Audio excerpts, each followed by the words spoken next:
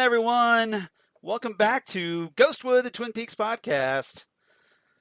I'm Charles Skaggs, back in the Fortress of Solitude. No, not maybe more like the Basement of Solitude. And, of course, ready to talk some more classic Twin Peaks, or at least Twin Peaks The Return, with my wonderful co-host, one of the coolest people on the planet, of course, Xan Sprouse. How you doing, Xan? Thank you, Charles. That's very sweet of you to say. You're one of the coolest people I know, so that's not faint praise in my opinion. I gotta say, Charles, you talk a lot about being in the basement of solitude. Yes. I've never once seen you make souffle down there. That's all I'm saying. That's all I'm saying. So should I be making souffle? You should never ever overcook souffle, though. Just remember that. Now, where's that from? Superman 2. Oh, God!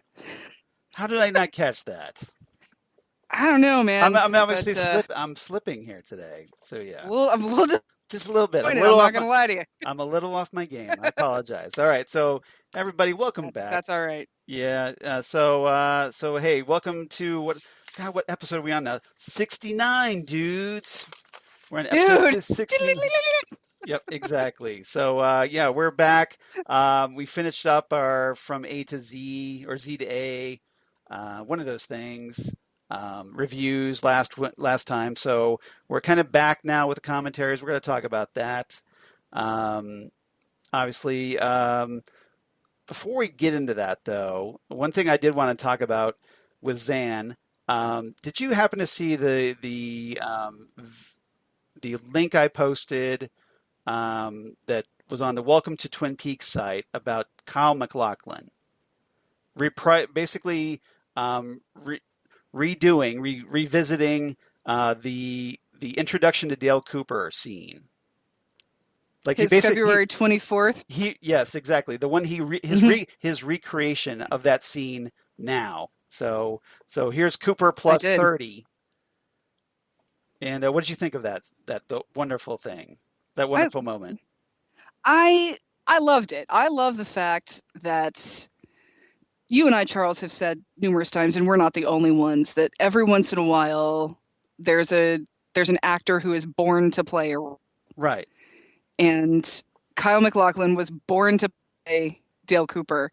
And I love that he embraces that.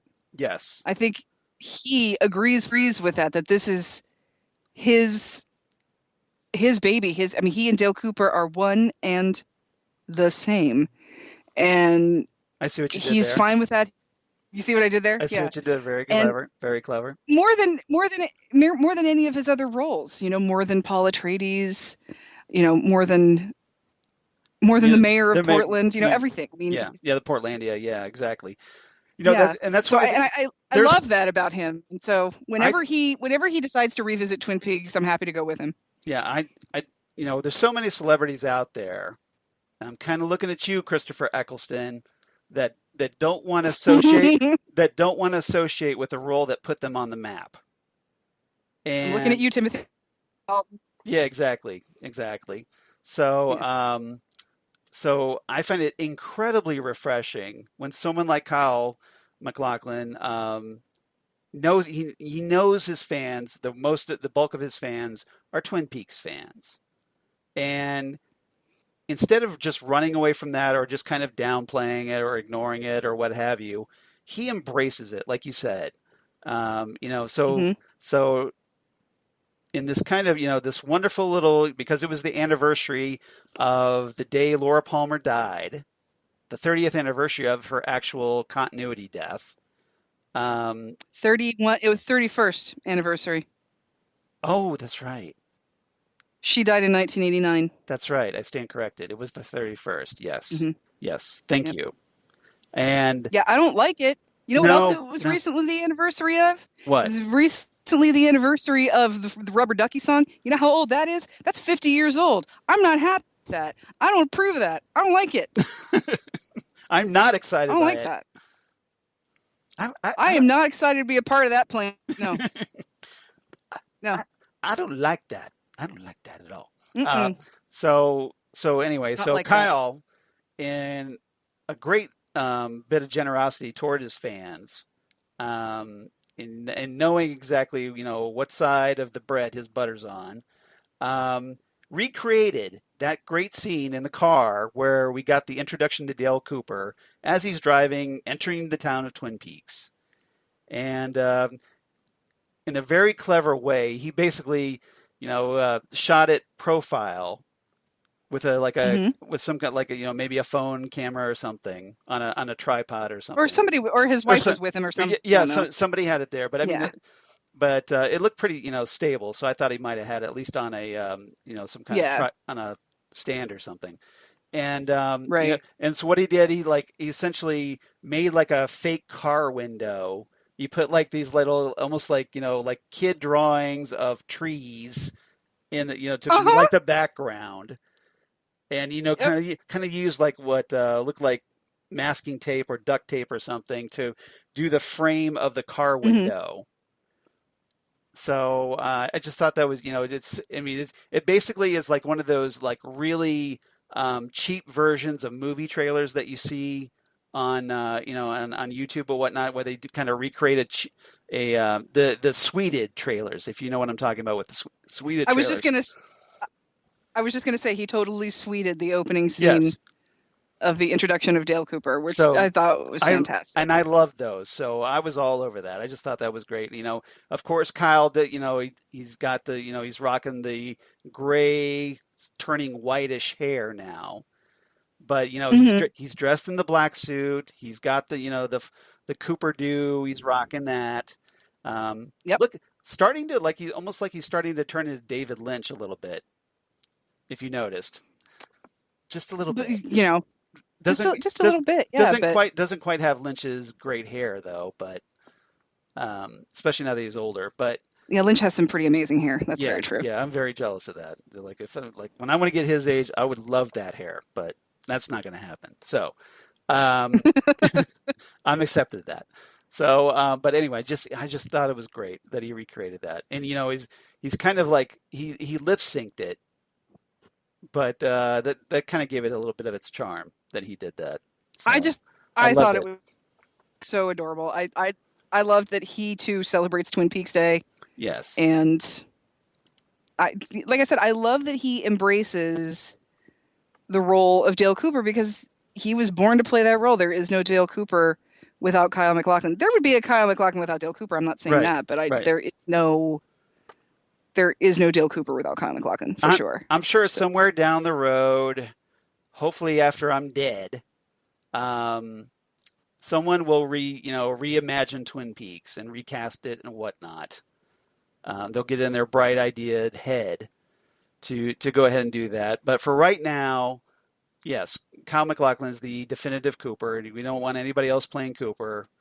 And I see. I disagree with you, Charles. I yeah, hope that this stays what it is forever. I mean, we have home video yeah, now. It's not like this is a Shakespearean play that you have to redo over and over and over again. no, You know, we have but it, we have this. It's here. It exists. It's perfect. Leave it alone. yeah, but sometimes you take these iconic things and you want to put your own spin on it, and whether it works or not, Yeah, that's up too to debate. freaking bad. Yeah. You're not David Lynch. You don't get to. Okay, Okay. those are the So we're gonna just declare rules. we're just gonna officially declare then Twin Peaks is off limits. Yeah, and I'm Okay. talking to you, Gus Van Sant. You think What I always think of I'm missing something here. What does Gus Van Sant have to do with this? Gus Van Sant, he did that remake of Oh, Psycho. that's right. That's right. I Yeah, forgot. yeah. I kind of blocked that one out of my memory. That's why. Which Yes. I feel like as soon as that movie came out, The shot for shot Brian, remake of the like it, shot for shot remake like of Psycho. like it Yeah, wasn't even his own take on it. It was just like I'm gonna just completely yeah. copy the shit out of this. It was movie karaoke Yeah, essentially. basically. Yeah, and I feel like as soon as that movie came out, Brian De Palma was like, oh, "We can do that. Why didn't I do this?" There's nobody, Yeah. no director who wants to be Hitchcock more than Brian De Palma does. Right. So part of me, Yeah. part of me wonders if he was really disappointed that he didn't think of it first. But then there's also another part of me that hopes that even Brian De Palma is like, Yeah. Oh yeah, no, dude, you don't do that. You just copy his style. That's it. I'm doing a Rear Window. No. Yeah, I'm doing Rear Window. Damn it, that's how this is going to be. But yeah, I was. Brian De Yeah, I'm Palma's not a. Rear Window. Oh my God, so many more boobies. Um. Yeah, we won't Yeah, talk. We won't talk I've never about been what a big. the Jimmy Stewart character is watching through those binoculars, Yeah, it's going to be a or that lot more. that tele You that remember, telescope. Miss That Torso, the telescope. ballet Yeah. dancer. Yes. Yes. Yeah, Miss Torso, the ballet She's now a dancer, stripper. is going to have way more interesting stuff going on. Yeah, she's now a stripper. She and has then a that stripper married couple stripper pole in her bedroom. Yeah. Stripper pole in her bedroom. Yeah, and then that married couple that always has the shades pulled down. They're not pulled down anymore. That's how that was going to work. But I've always been wary of things They're that are. they're swingers. I feel like no. Yeah, exactly. I've always been wary of remakes and reboots and things like that. I think sometimes it works when you do make it your own. And sometimes it doesn't. It's always entertaining, but sometimes it's there's always that element of, was this necessary? Right. As much, and I am saying that, but I'm also looking forward to a Jordan Peele version of Candyman. Right. But I don't feel like Candyman was. I don't know. Candyman is fairly iconic, but I don't think it's.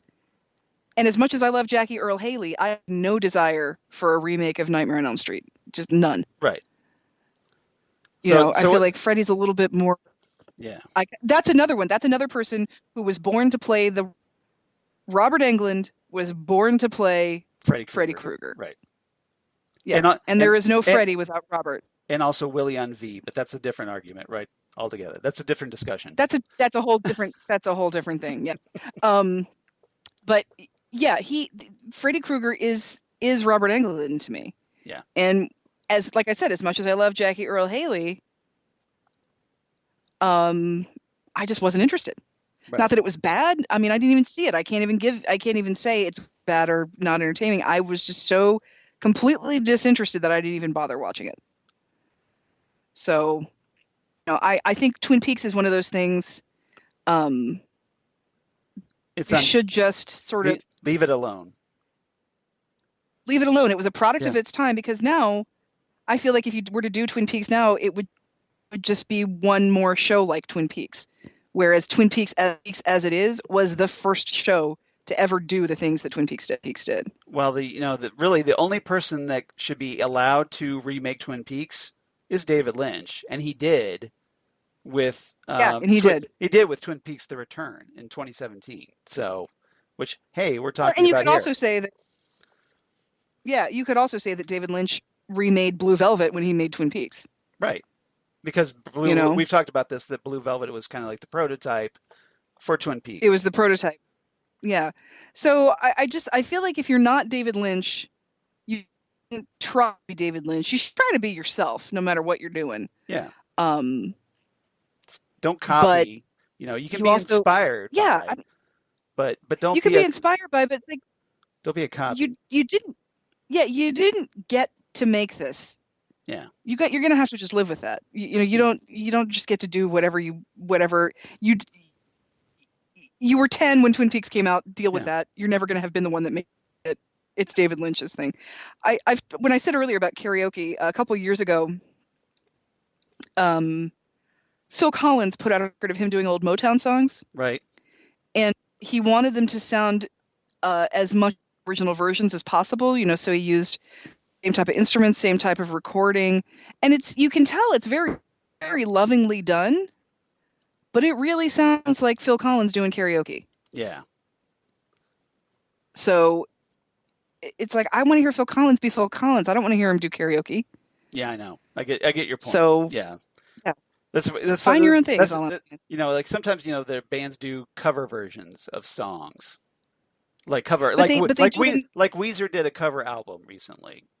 The Gray album. Right, but it was Weezer's take on it, though. It wasn't like the Teal album. That's what it was. It was Teal. Yeah. Yeah. It was, or like, one of the most famous covers out there, which was Sid Vicious's version of My Way. Yes.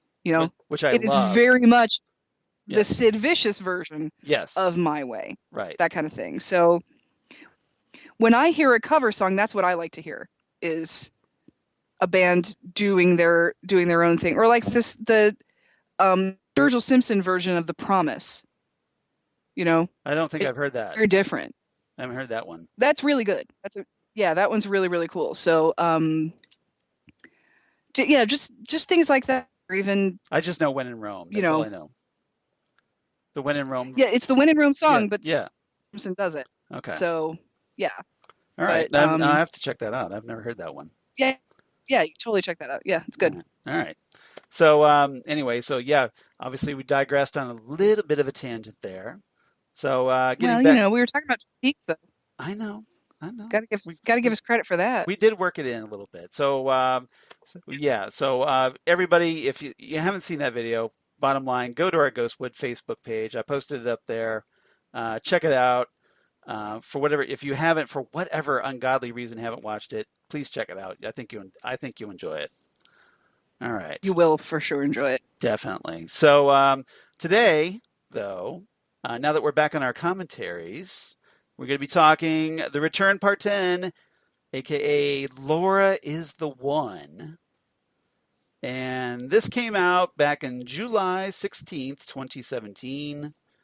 So, God, 2.5 years mileage on this already. Seriously. Written by, it's hard to believe it's been that long since The Return. Written, of course, by Mark Frost, David Lynch, directed by David Lynch, yada, yada. I have some trivia before we get started. Just a little bit. In this episode, which we're going to watch all together, there's a scene, which is a very awesome scene, where Candie smacks Rodney Mitchum in the face with a TV remote as she's trying to swat a fly. Swat a fly, yes. Yeah. And apparently, that scene wasn't scripted. And it was basically the result of an actual on-set accident.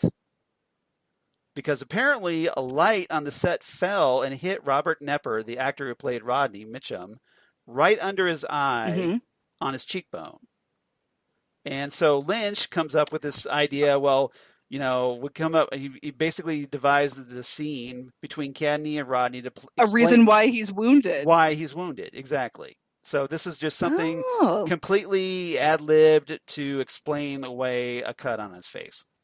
So that is interesting. That's very River Phoenix whacking himself in the mouth with a whip to explain why Harrison Ford has a scar on his chin. I like it. Yeah, well, that I think is more of a continuity thing, but yeah. Well, I'm just saying. I know what you did. I see what you did there. It just reminds me that like you got to film something to explain the scar. Yeah. So it belongs in a museum. Oh, sorry. It belongs to Coronado. Yeah. Coronado. Nice. Anyway, so we're going to be talking about this episode here. This is a fun one. Lots of cool scenes in this one. I mean, we got Richard with Miriam, which turns out rather horribly for poor Miriam. We've got Janie E kind of giving Dougie the eye a little bit because hey, he's not so flabby now. Find me attractive? Yeah, exactly. No, yeah, and he moves like a cobra. Brown chicken, brown wow. So lots of good brown stuff. Chicken, brown cat. And of course, Jerry Horne is still lost in the woods, and that's always magic. So that's always magical. Yeah, and we get the return of the log lady. So everybody also always magical. Yep. And of course, lastly, we basically stick the landing on this one in a great way with Rebecca Del Rio's performance of No Stars, which is my second favorite song after, of course, Shadow by the Chromatics. Okay, see, there's another good example of a good cover. Yes. Her version of Crying. Okay. Yes. In Mulholland Drive, yes. Mulholland Drive, yeah. Yeah. One of the greatest covers of all time because she made it her own. Yeah, so. And she does Spanish lyrics with it and very, very powerful. But it also helps that she's an incredible vocalist. She's unbelievable. As we'll watch here today. So As we will find out. exactly. So everybody, if you've been missing our commentaries, hope you have. We're back, and Xan, if you're ready, we can do this. I'm ready. Let me get my iPad I'm here. paused. I'm paused at the black, right after we see the spinning chevron floor. Yep. I am paused and getting ready for Charles. I'm ready now. To I got get himself. got my secondary headphones on, earbuds, and Gotcha. so for everybody playing the home game, we are at the 1 minute 33 second mark with the black screen of death, right, like as Xan said, right after the the spinning black Yep. lodge. So if everybody's ready, Yep. all right, we're gonna do this, and we'll count us down, and everybody get ready to press play in 3, 2, 1. Doink. Play. Doink doink. Oh, it's all black. We can't watch it. That's it. Oh. Nope, we're done here. Okay, now there's mountains.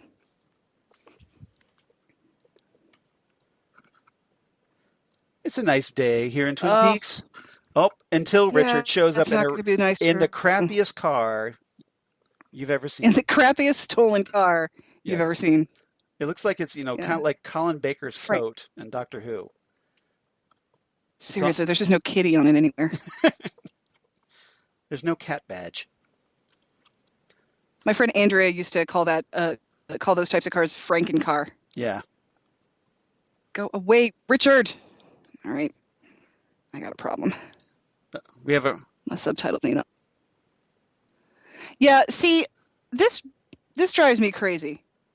It's like, you need to call Sheriff Truman. You need to go there. You need to go talk to him. Yeah, this is some sort of Romeo and Juliet crap here. Yeah, Miriam, I hate to say it, is not the brightest person here. Also, this is Richard Horne, okay? Yeah.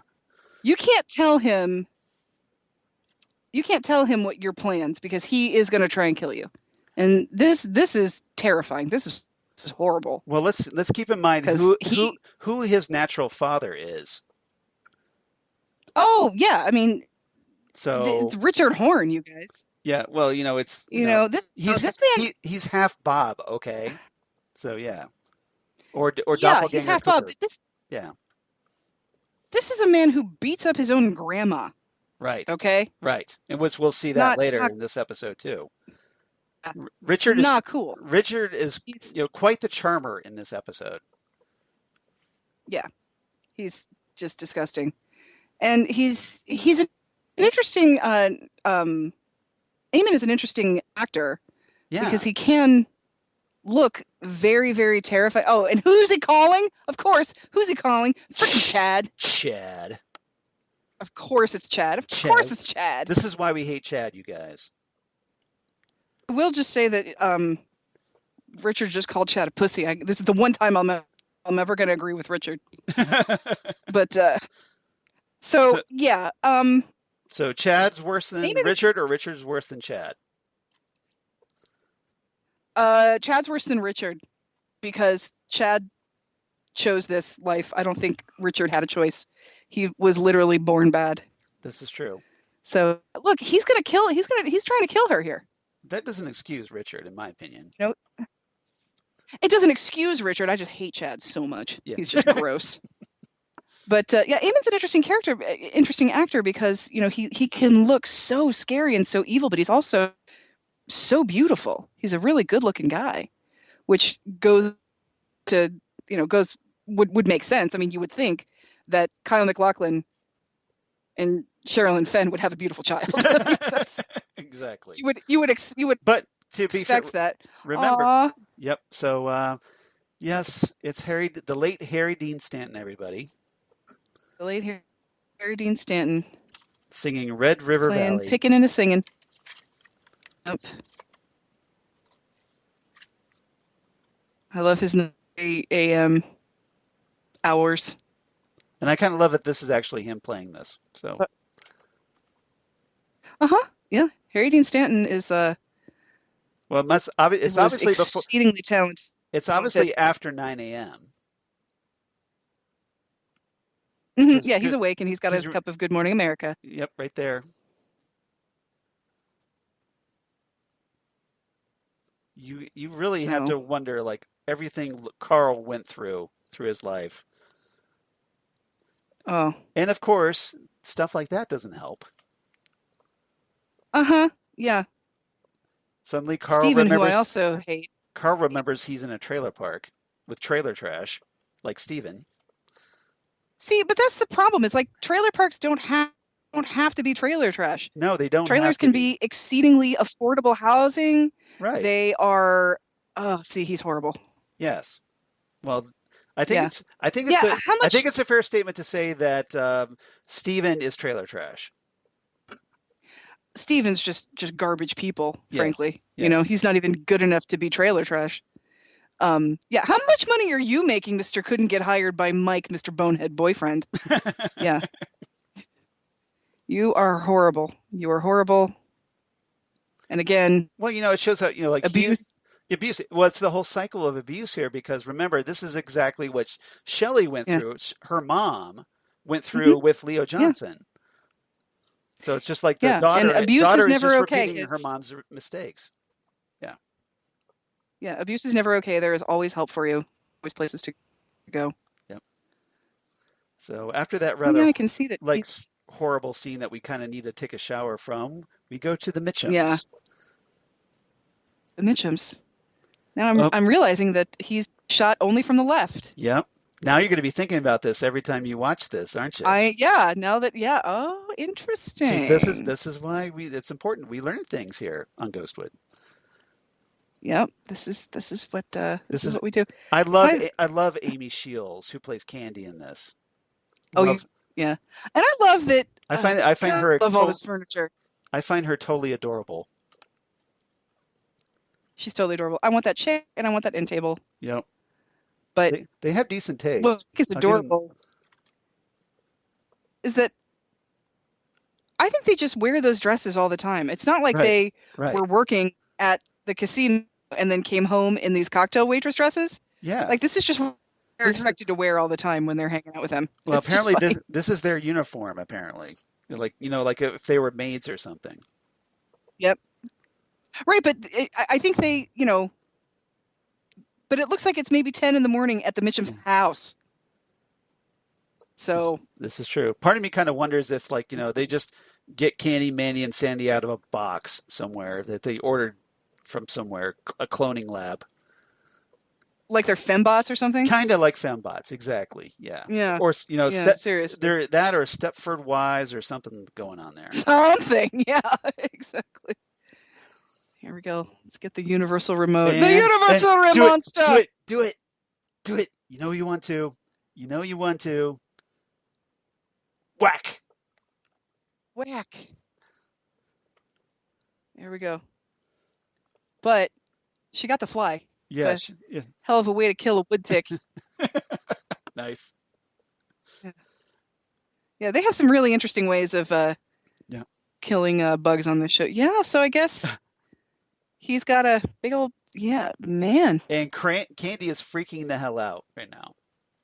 Well, I would be too. I mean, if you just whacked your boss in the face. Yep. Candie, where's my Bloody Mary? Yeah. Oh, jeez. Oh, hey, it's John Dougie Billingsley, Jones. everybody, a.k.a. Dr. Phlox from Star Trek Enterprise. Oh my God, you're right. Absolutely. Yep. He was also in. This is a bit of weird trivia. Yeah. He was also in a Nintendo salesman training video back in the 80s. Really? That's cool. I also know him from True Blood, but. Oh yeah. I'll have to see if I can dig that up, but I didn't know that. There's this training video that Nintendo put out for salesmen, basically saying, and I love it too, because it's all these ways to basically tell customers that they're idiots and they're not using the product properly. It's not that the product is broken.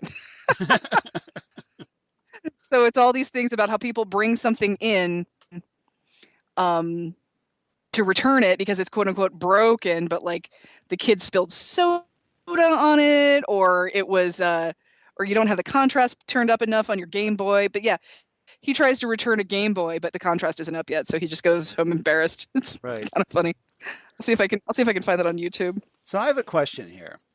Okay, so This is exactly what I would be doing if I Yes. were in a room with Kyle a MacLachlan. shirtless Kyle MacLachlan. I would look exactly like Janie E is looking right now. Like, So this is like one of your what? fantasies here. Hello. Let's What do we? let's give Dale a physical exam. Yeah. See, I feel But- bad for him because that's like the worst. When you don't know, I remember Yeah. and having my blood pressure taken for the first time, thinking I was going to die, like my Right. arm was going to come. It's like it's just gonna explode right there. Boom. Yep. Perfect. You know, I mean, I will say, I would prefer a little more hair on a guy, but I would not stare at the Kyle MacLachlan. So here's my question. So Dougie, obviously, he's still Dougie at this Heck point. yeah. But his hair. Who is doing Dougie's hair? Because it's all Cooper-like now. Does it just naturally form that No, hair, I think that hair helmet? that is just ingrained in him to do his hair that way. So there's just more signs So that Cooper's coming back to us. Is that he's got the Cooper? Yeah, do. it's more signs that Cooper's in there. Yeah. He's doing the Cooper hair. Aw, poor Candie. Doesn't even want a martini. Candie's. Mandy and Sandy are giving her the side eye a little bit. Yep. It's like you just totally screwed And I our want- jobs. Meanwhile, it's 110 table. under 11 in Las Vegas, Nevada. Well, it's the freaking desert and I it's know. disgustingly hot. Right. Yeah. It's like, I don't care how many times people tell me it's a dry heat. It's 110 degrees. I know. I've been to Vegas. I know what it feels like. Yeah, it's horrible. It feels Yeah. like you're standing in front of an oven. Yeah. Well, in local news, Yep. Ike the Spike was arrested. I got busted by the popos, yo. The man geez. coming down on poor Ike. Yeah. Ike finally stepped on his dick. Remind me to call off that hit on Ike. Yeah. And a number of related gangland murders. Yeah, no kidding. Yeah. Anything that has happened in Vegas with an ice pick is probably Ike the Spike. Douglas Jones, he moved like a cobra. You moved like a cobra. Yes. You go, soccer mom. That's her actual character name, by the way, soccer mom.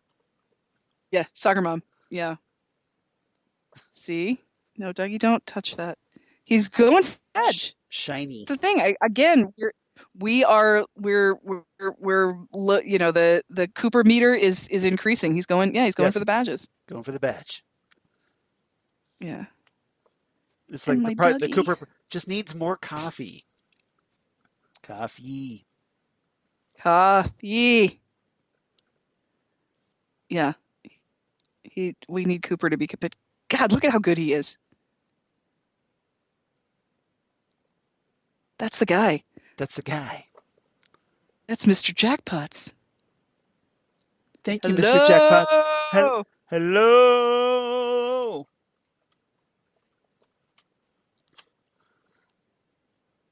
Our Mr. Jones is actually Mr. Jones. Me and Mr. Jones. Mr. Jones, Mrs. Jones. Yeah, Mr. Jones, Mr. Jones, Mr. Jones, Mr. Jones. Yes. We got a thing going on. Nice. More smooth You know, sounds of the 70s Candie, coming at you. if they haven't killed you yet, they're not gonna. It's Pretty- gonna be all right. Pretty much. Meanwhile, at Elizabeth Arden. Somebody just stole Audrey Horne's shoes. Oh no, those don't have heels. Those are flats. Oh, those are flats. Okay. Do you Oh, find me yeah. attractive? Oh, yeah. Heck yeah, you do. JDE's got the itch. Getting some birthday cake. Want some of that sweet Dougie lovin'. Sweet Dougie love. Dougie Love. Well, God, that's it. that sounds so gross. That's what it says on his license plate. Dougie Love. Uh-huh. We talked about that. It was like either Dougie Las Vegas, LV, or Dougie Love. I like Dougie Love better. I like to think it's Dougie Love. Yeah. I think that's fun. All right. Good for me. All right. Where's my chair? There we go. Hi, sweetie. Ferbs just came in here and just went to sleep, just very surreptitiously. It's very cute. Every guy should want a girl that looks at Dougie the way Janie E looks at Dougie. Seriously. You know?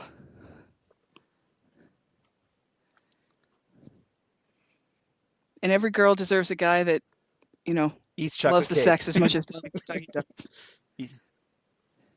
And sticks Dougie is so not jaded. Yep. He's so not jaded about sex at all. So, hey, yep. Cooper knows what this means. Jake give 2 rides. And unfortunately, yeah, I bet she did. And unfortunately for Cooper, I have a feeling that there's probably ingrained in him like, okay, this is going to end badly. Yeah. Well, yeah, because we talked about this might be the only time where he actually has a healthy sex relationship. Yeah, this is like one of the best relationships he's ever been in. I love that phase.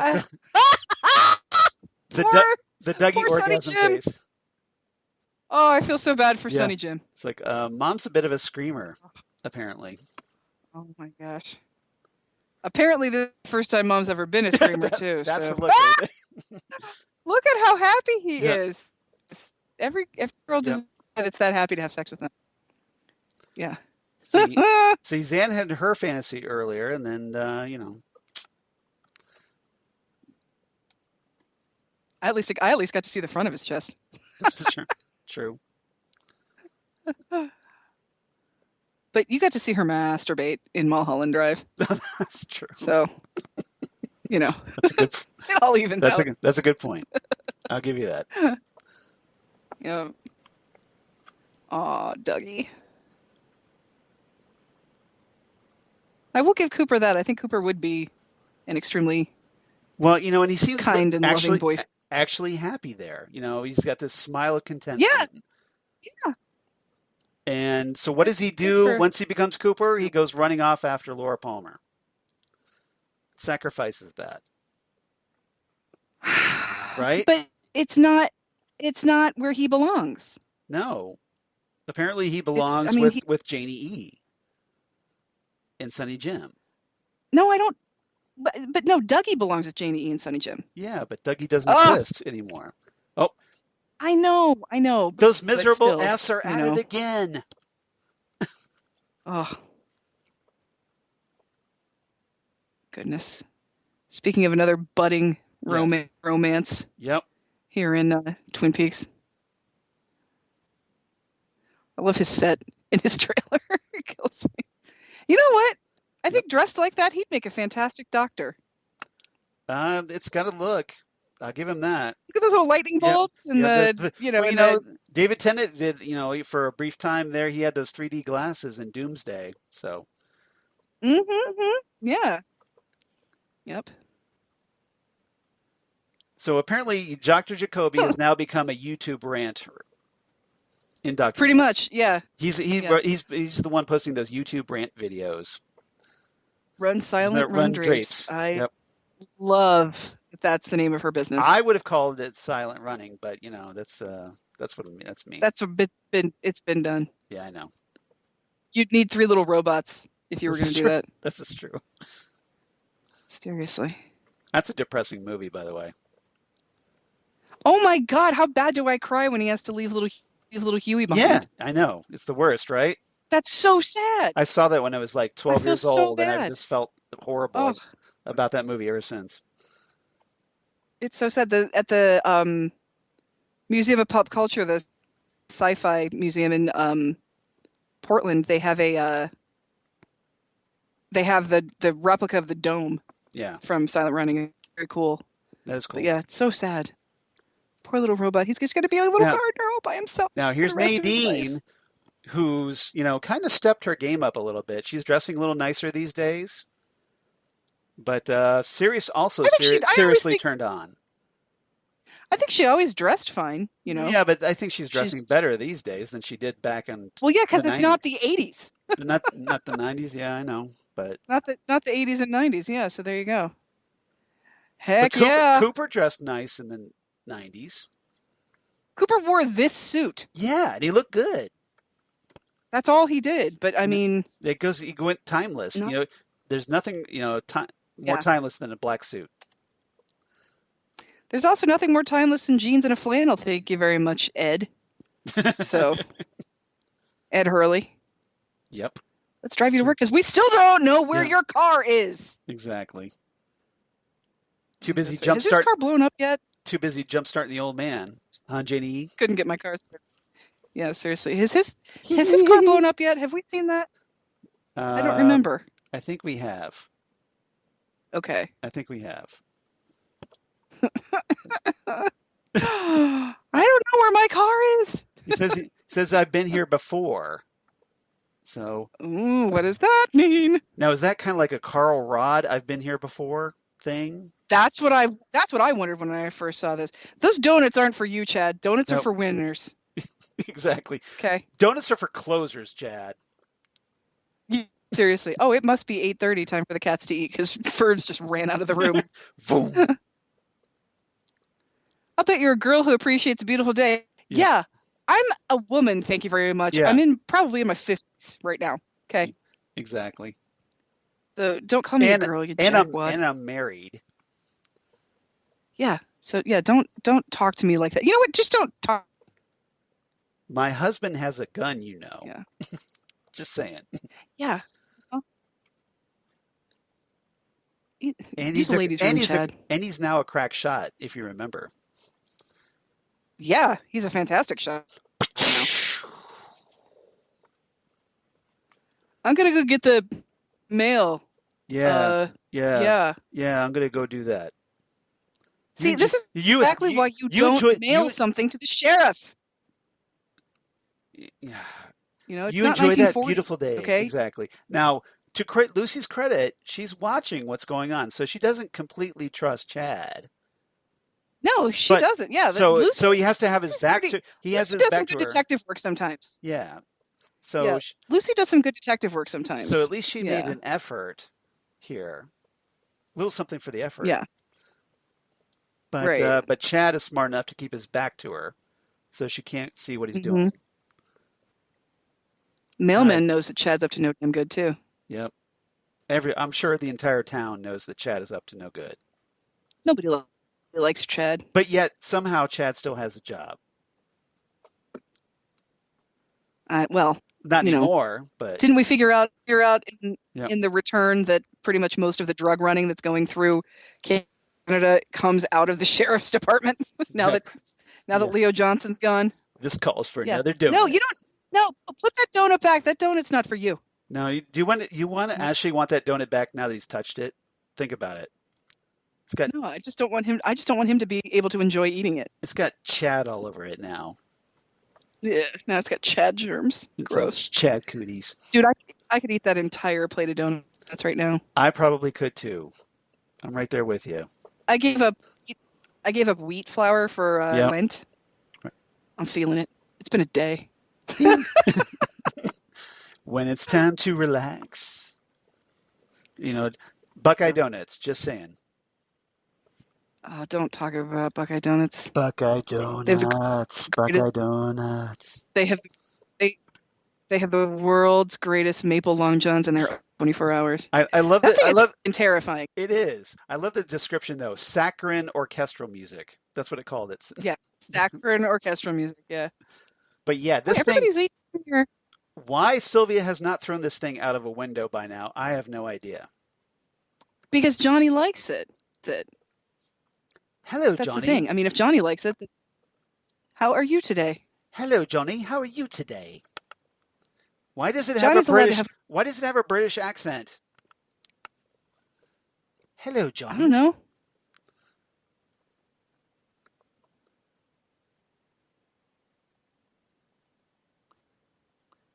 See, came to see you, Grandma. Yeah, no, Yeah. get the hell away. Yeah, see, he's terrifying. He's Yeah, he horrible. is. Yeah. I mean, he's going after an old lady here, essentially. Mm-hmm. Elder abuse. Good job. And poor Yeah. poor Johnny, you feel horrible Yeah. about because he wants to help Oh. and he He wants to can't. help, but he can't. He's all tied up Yeah. for his own protection, but Mm-hmm. Oh, jeez. this is where David Lynch can turn something, like a suburban domestic situation setting into something so cruel and horrible. What is the deal with Johnny's mouth? I don't know. I think he I well don't know remember what's going on in there. he fell down the stairs and it hit that picture. That's Yeah, I do. we saw him earlier, so he's all banged up. But why doesn't he? Why does it look like why does it look like he has a piece of plywood in his mouth? That's what I'm just wondering what's in there. It might be a mouth guard. Or is it bandages? Maybe, I don't know. I think it's a mouth guard, Oh, so God, maybe you're so horrible, Richard. like football players use, because he's got it like a kind of a helmet on. So I'm guessing it's some kind of Seriously, nobody has protection. a gun in this house? Right. In this town. Yeah. He's wired shut. That's what's going on. Oh, Yeah, because he broke his he's wired jaw. shut. Maybe he broke his jaw. Yeah. Okay, that makes sense. Yeah. Oh, poor Johnny. Yeah.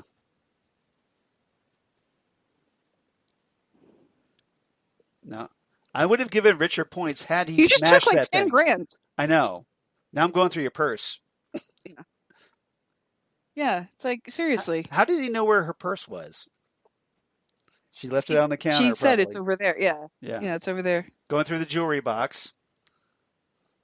Yeah, he's so horrible. Why aren't you calling the cops? Seriously, right now. She just said to Johnny, we can't make him mad. Because she knows that he will kill them both. Ugh. These are the Hornes. You'd think they'd be able to put them away or something. Put it away or something like that.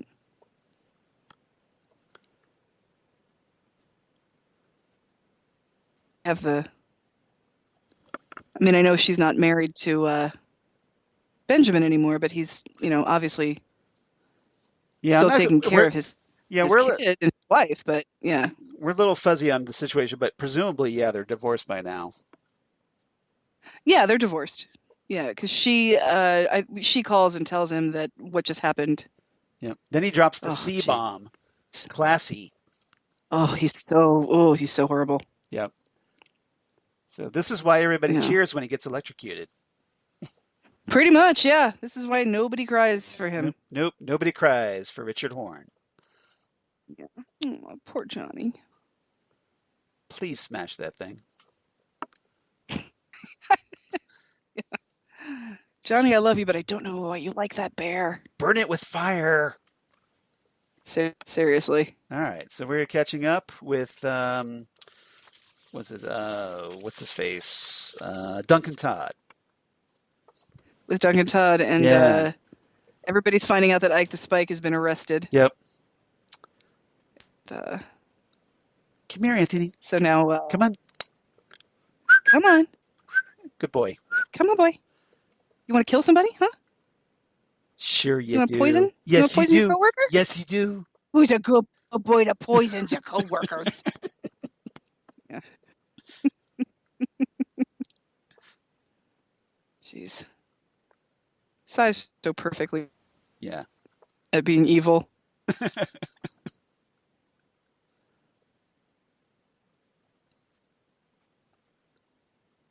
Poor Sizemore and his drug problems. But I'm glad he's doing better. Well, it was nice of Lynch to give him a shot here. So. Yeah. I can't see Lynch being bothered by something like that. As long as he shows up for work and gets his, does his lines. Seriously, yeah, you do what you do, sir. Exactly. I think that's Mr. Jones. I'm pretty sure that's all Lynch cares about. Yeah. Yeah, Lynch he seems like an extremely kind and compassionate man. Right. Relaxed. You're gonna generous. You're gonna pin the insurance problem on Dougie, and then you're gonna kill Dougie. Yep. Because I'm in this way too deep, and you're in it with me now. And here's one of our favorite couples. The greatest date that has ever happened. Albert on Twin and Peaks. Constance. It's date night. Oh, so fabulous. This would be me. I'd be like, dude, watch it. I would be so right there watching this. Gordon would be like, you got to check this out. Tammy, come here, Tammy. Check this out. Look. Look. It's Albert and the lady from the morgue. Yeah, I could see Gordon like yelling across the restaurant. Tammy, come over here. You've got to see this. See Albert. Albert's on a date with a lady. And Albert would look over like, really? Meanwhile, at the Silver Mustang Casino. I wonder what that really is, like what that building actually is. I don't know. Hey, what? Yeah. Okay. When you see Tom Sizemore and David Dastmalchian together, right? It can't be good. It's not good. It's not good. You have the Candies holding up the wall there.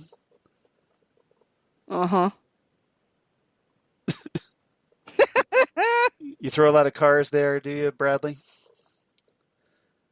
I guess so, but oh geez. Sometimes. Yeah. Jim Belushi is exactly what you needed. I think. Well, he was perfect in this. He wouldn't have been my first choice, but Lynch saw something there, and to his credit, I think it works. I think him and Knepper work really well. He was 100% right. Yeah. Yeah, he figured it. I mean, he zeroed right in on that. There's great chemistry there. He sure did. Yeah, they're perfect. You would never have paired Robert Knepper with Jim Belushi in your life, but David Lynch did. But who would have figured? But David Lynch right. knew. David Lynch understands. Yep. This is why David Lynch is David Lynch. David Lynch is usually. I'm just me. And we're just talking about him. Exactly. About how awesome he is. Yep. It's David Lynch's world, and we're all just living in it. We're all just living in David Lynch's world, trying to be as awesome as David Lynch. Yeah. We're all living in his dream. A dream of disturbing things. But who is the dreamer? David Lynch, actually, I guess. Yeah, seriously, that's probably exactly. It's like, what is she talking about? Nobody ever knows. They're not there to make sense. They're there to bring Bloody Mary and look cute. That's what they do. That look is just awesome that Knepper's giving right there. Look at him. They're so perfect. I became a fan of his when he was on Heroes, and he gives these great smoldering looks. Mm-hmm. Yep. And Belushi's over there looking kind of like Ralph Cramden a little bit. Kind of, yeah. One of these days, Candie. One of these days, bang zoom right to the moon. I feel like Candie, Mandy, and Sandy are like the royal corgis of Twin Peaks. Right. They're just there. They just walk around. Yeah. It's so funny. They're just for show. They're window dressing. Perfect casino carpet too. But I found casino carpet is like. But I found it kind of interesting. See, look, they're nice guys. Candie's got nowhere to go, so what are they going to do? Yep. They're helping her out. They're going to take care. They're going to take care of Candie, Mandy, and Sandy. Yep. They just put them in nice, these showy showgirl costumes, and they certainly dress better than the One-Eyed Jacks girls did. This is true. I did not like those costumes. I know you didn't. See, I thought they were awesome. Well, you weren't looking at the costumes. You were looking at the part of the costume that wasn't there. I'm actually looking at the clothes. I was looking at the clothes too. Don't stereotype. Oh, come on. Come on. Okay, tell me one fabric besides black lace that was used on those costumes, and you can't. Playing card. Okay, all right. I'll give you that. Thank you. Yeah, I'll give you that. Got out of that one. Hot and smoggy. With continued hot and smoggy in the afternoon. You were talking about air conditioning. Yes, we are lucky. Facepalm. We are lucky to have air conditioning. It's like, yeah, well, what do you want, Mr. Insurance Man? You kind of needed Laura Dern's Diane at this moment going, F you, Candie. F you, Candie. Where's my Bloody Mary?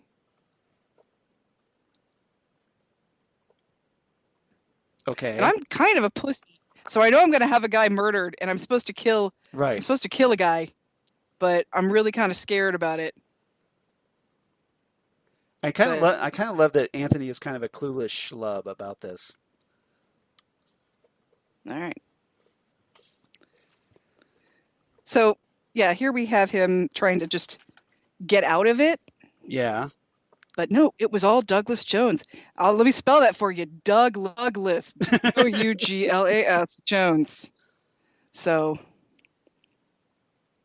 I know I sold you the policy, but I have nothing. And the Mitchum brothers are interesting because they're like bad guys that you're rooting for. You're like, oh, right. It probably really was arson. I kind of want them to have their money.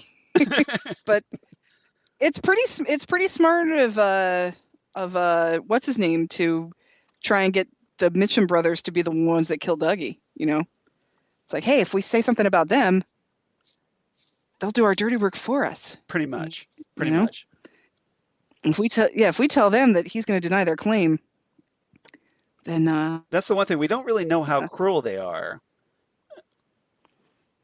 Or is it just because Dougie changes their life, so they become good? Dougie comes. I mean, if somebody showed up with a check for $30,000 and a pie, yes. They would be like my new family. Okay, right. So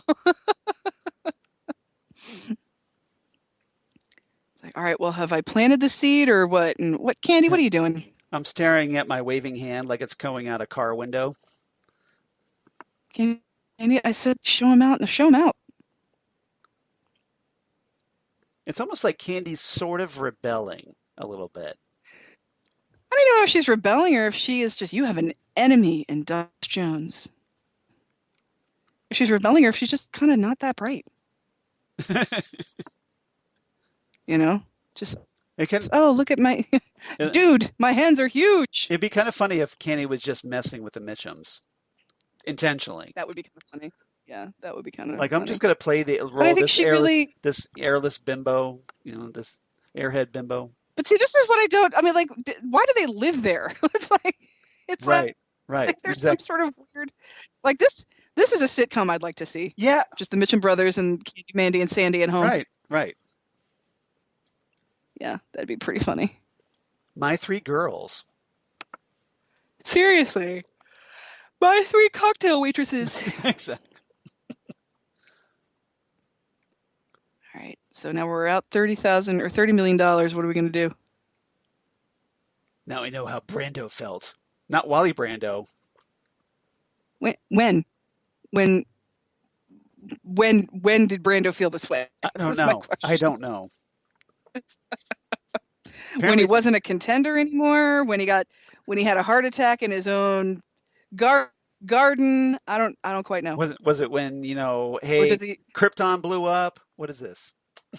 Well, he's saying set up a meeting. Maybe it's like, maybe he's like feeling like he has to set up a meeting with the 5 families or something. I don't know. Could be. So, who knows? 1,000. That's true. They $447,000 is what Mr. Jackpots took, and he's denying them $30 million. So, even more than they thought. So. All Mandy and Sandy do are like they pour drinks and they stand around. That's it. That's their job. Yeah. I think so. It's a pretty good racket. I wonder if they get paid. Or do they get paid? No. Or I think so, because they said yeah. I'm sure they get paid, and apparently they get their room and board is covered. Right. Because I have a feeling they live in like bunk beds. Yeah. And they have pajamas that look very similar to their cocktail waitresses. So here's Gordon drawing what appears to be some form of map, maybe a picture. Well, it looks like a hand reaching out for a tree with like some sort of weird anteater dog. Yep. And there's a knock at the door. And here's where things get a little freaky. Oh yeah, it's this weird dog with antlers Oh, thing. it has antlers. Yeah. Laura, What? what? What? He just opened the door onto Fire Walk with Me. Yeah. Oh no, it's just Albert.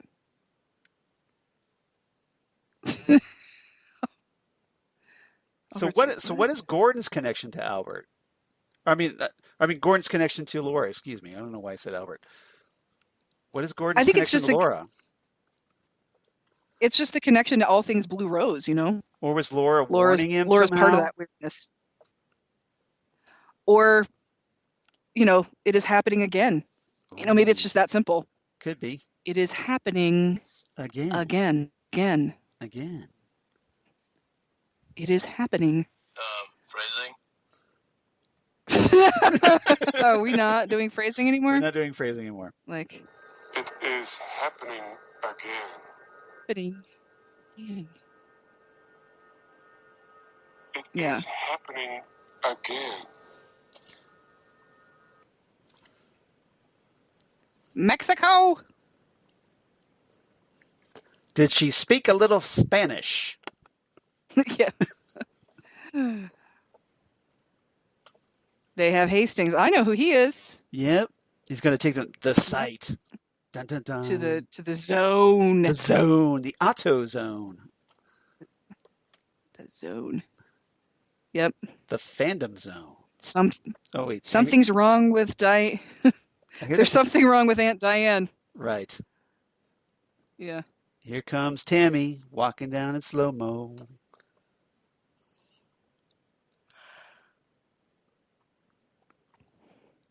Newbies. Who could this possibly be?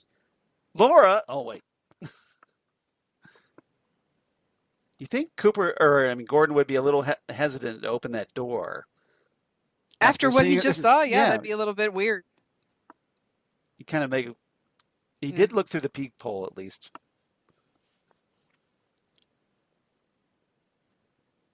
I brought you a photo. I could have like emailed Who's it that? or texted it. Damn. Well, still, this is much more dramatic. Yes, I know. It's really something. Got to find out what kind of trees these are. He did what? Don't you mean my money that you took from me? That money? No, that's what she got in the divorce. I know. Yeah. I could just see Ben saying this. Yeah. Seriously. No, I mean, I would be concerned about Johnny too. I mean, Johnny's kind of helpless. Thousands of dollars. You're going to make this up to me because you're the one who, won't put him away, apparently. Yeah, you are, Ben. You're going to send more money because you should. Because she is the mother of your children.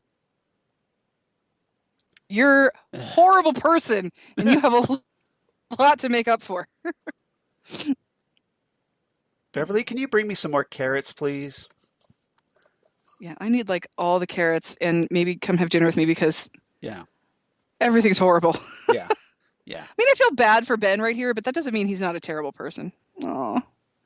Ashley Judd, only you can save me now.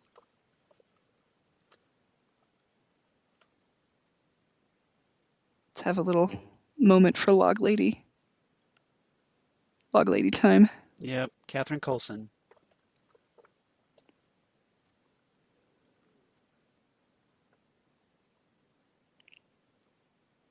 It's very hard to put out. Still so awesome that she did this. Oh, yeah. It's fantastic. Yeah, the Truman brothers are both true men.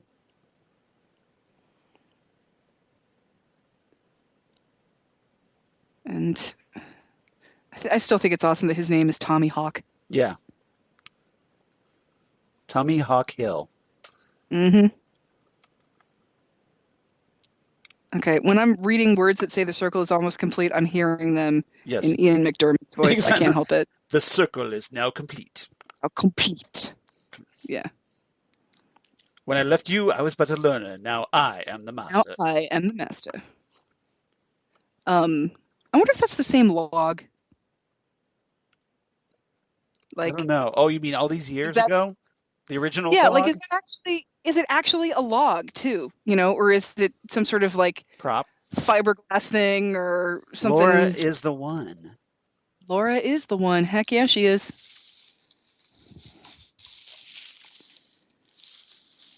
Oh yeah. One love, one life. And now, Let's get the second together. best song in Twin Peaks: The Return. Oh man, is the episode over? Yeah, this is where you win. Everybody goes, oh. Man, the episode's over and we still don't have Cooper back. And here's This Rebecca stinks. in that awesome chevron dress. Oh my god, the chevron Yeah. sequin dress, so beautiful. By the way, that's Moby behind her. Is it really? Yep, Oh, that's cool. that's Moby.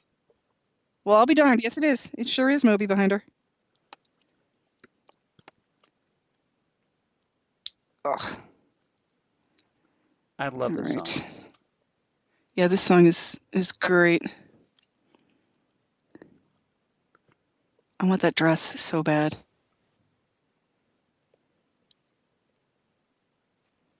Do we get anything in the Roadhouse tonight, or is it just music? I think it's just music. Yeah, I think it is too. See, this is why I need to rewatch this show. I Well, don't even remember how it goes. That's why we do it. That's why we're doing it. That's why we're doing it. That's why we do it. That's why we do what we do, This- Charles. We do this for you guys, the listeners. I want there to be a place like this in town, like the Roadhouse, where one night it's Rebecca Del Rio, the next night it's ZZ Top. You know, Now, that'd be if you- so cool. Now, if you're Like, listening, I why is totally get that you're annoyed that we're talking over this song, but it would be a really awkward podcast if we just kind of paused it for 4 minutes while she does the song. Well, you should also own the soundtrack by now. Yeah, you know, pretty much. whether you own it digitally Yeah. or if you have it digitally or on I guess on a CD would also be digitally. You know, physical media or non-physical media. Oh, here's another little You bit. should you should own it. Here's another little bit of trivia. What's that? The guy that's playing as the drummer in this, his name is Uh-huh. Mick Flowers, and he's actually Twin Peaks prop master. Nice. Yeah. See, that's the thing. When you get a job on Twin Peaks, you get to be jack of all trades. Sometimes you come in Yep. for makeup and hair, and then you become the villain. You never know what's going to happen. Exactly. Yep. You never know how it's like a gonna work certain out. Frank Silva did. Yes. Like a certain Frank Silva. Yep. Yep. But yeah, I don't know why everybody in town isn't at this bar every night because it has such Right. great music. Well, it's probably it's mean- the only thing going on in town. So maybe you have to get tickets. Yeah, the only thing. Maybe Yeah, you have to do tickets the- because there's only so Yeah, much who space. knows? Yeah, that's true. Maybe you have to. And Can you buy like a season pass It doesn't seem like it's empty. to the Roadhouse? So No, I mean it's full of people. probably they probably have to cut it off. The people coming in. Yeah. I mean, there's that other bar, the Yeah. Pink Room bar, but I don't want to touch anything in there. Yeah. Yeah. The Fire place Walk is with Me bar, gross. yes. That place is- Hi, did Yeah. Dude. Hi, did you have a nice dinner? Did you come back, Furby? Furbs came back and now she's walking around the room like she's never been in here before. Are you going to discover the laundry basket like most kitties do? That's exciting. Goodness. But So, okay, here's a question for you. Do you like this song by Rebecca Del Rio or her cover of "Crying" in Mulholland Drive better? Oh boy. That's a tough. That's a tough I'm one, isn't it? It's a tough one, but I'm gonna have to say "Crying" because I love that song so much. Yeah, I get You know, it. I get that. I get it. maybe Because give this one a couple more years of I, listening to and loving it, I'm a and huge maybe. Roy But Orbison fan, so I feel you. That's I get it. me too. Yeah, and just how that we're there in the theater just watching her and crying. It's like that's how I felt Right. the first time I saw that scene. Yeah. Yeah. Like, this is the most beautiful, soulful song I've ever heard in my life.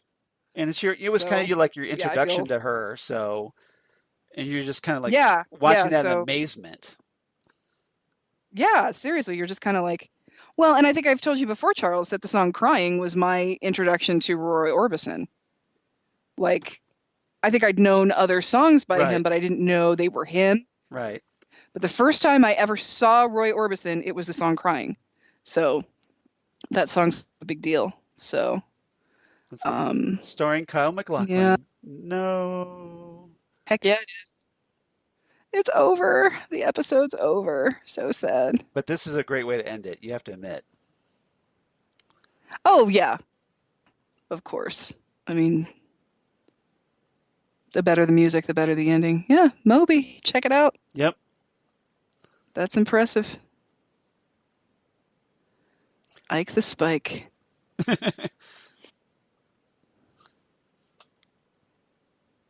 No stars. All right. This song was actually co-written by David Lynch, by the way. Really? Really. Very cool. Yeah. I got to get back into, I used to, when I was a kid, I would buy a record, I would come home, I would put it on, and I would read all the lyrics and the liner notes, and I knew all of that crap. I need to start doing that again. I don't know why I don't. Step your game up. I got to step my game up. I got to start reading shit. Headless Chicken by Thought Gang. So that's the end of our episode, everybody. Yeah. As Skype is telling us, hey, you guys have been talking way too long. So we have really crappy weather here right now in Columbus, so I'm not terribly surprised. But it's very frustrating, obviously. So we have to kind of like stop and restart. Sorry about that, y'all. So if we seem even more awkward than usual, that's why. So apologies. Who thought that was? You think we'd have this figured out by now? Here we are, episode 69, dudes, and we still don't have it figured out. Yeah. So we're just a victim of our technology. So anyway. Yes, we are. That's true. We are. But at least we're at the end of that, watching the episode, so that's cool. So everybody, hopefully you enjoyed the Return Part 10. Laura's the one. Very cool stuff. It's got everything this episode. There's just there's a lot of great character moments. There's a lot of characters being absolutely horrible. Looking at you, Richard. Yeah, Chad. Richard, go away, Richard. Yeah, exactly. Go away, Richard. Yeah, seriously. So, and then just some great moments, obviously, like we just talked about with Rebecca Del Rio and whatnot. So what's your rating for this one? Yep. Do you have a rating? I'm gonna give this 8.5 dresses. Because again, I feel like this episode is starting to move things along that aren't original Twin Peaks things. Right.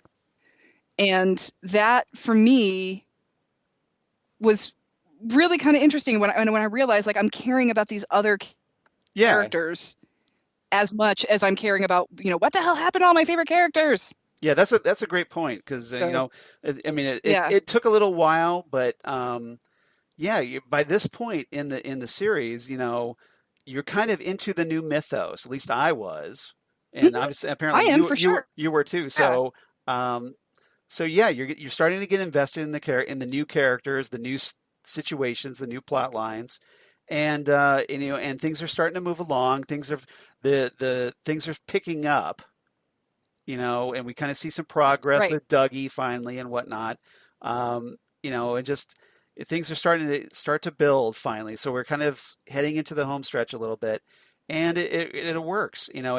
I'm really enjoying it by this point. And so I give it I'm also going to give it 8.5. I'm going to give it 8.5 TV remote fly swatters. Good one. Yeah. Good one. Whack. Right.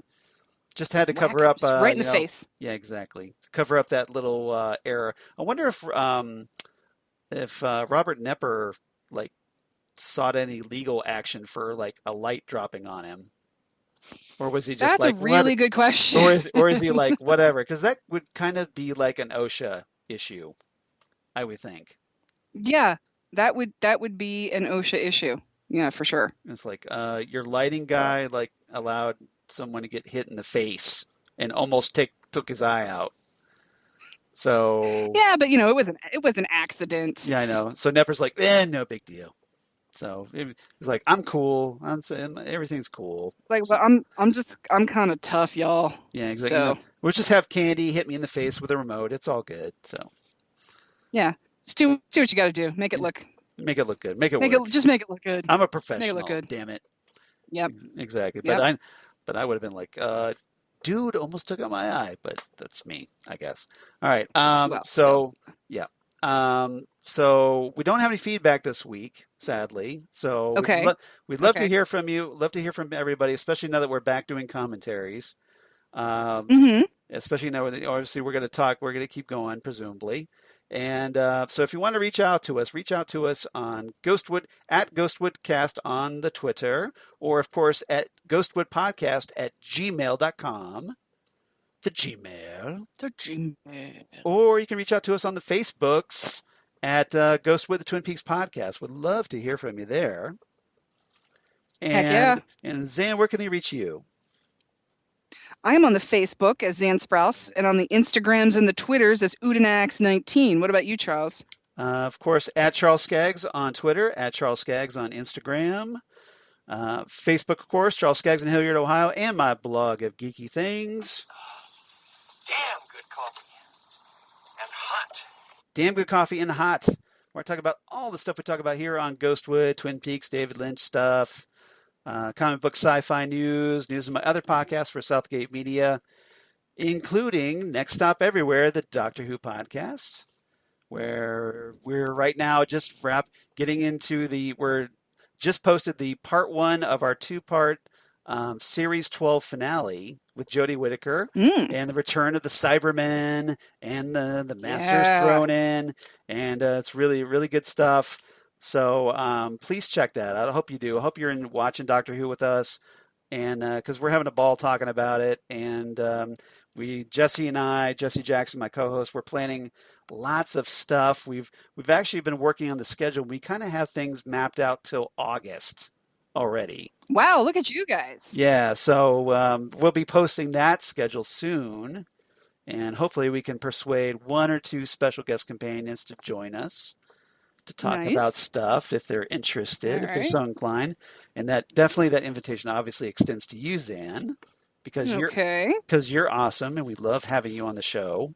I love being on that show. It's good times. Yep, good times. And the Phantom Zone podcast, that we're kind of on a little bit on hiatus until we figure out what show we're going to talk about next. But we talk about comic book TV shows, and we talked Krypton, we talked Watchmen recently, and then so we're kind of like trying to figure out what we're going to watch next, and maybe Lock and Key, that's on Netflix right now. Yeah, that'd be a good one. We're talking about maybe kicking around that possibility, so stay tuned for that.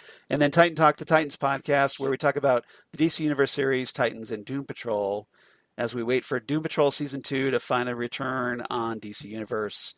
Because if you like Twin Peaks and you're a comics fan, you probably would really like Doom Patrol, because it's all kinds of weird. It's very Grant Morrison influenced. So highly recommend it. All right, good to know. Highly recommend it.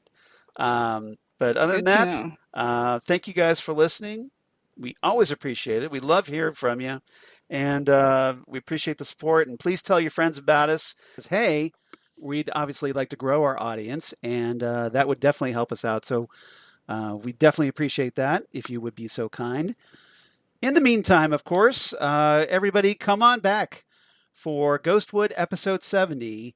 There's Fire Where You Are Going, the 11th episode of Twin Peaks Season 3, a.k.a. The Return, where hopefully Xan and I will get to also talk about the David Lynch short film, What Did Jack Do? That's currently on Netflix. So thanks again for listening, and please come on back next time for Ghostwood, the Twin Peaks podcast. Goodbye, everybody.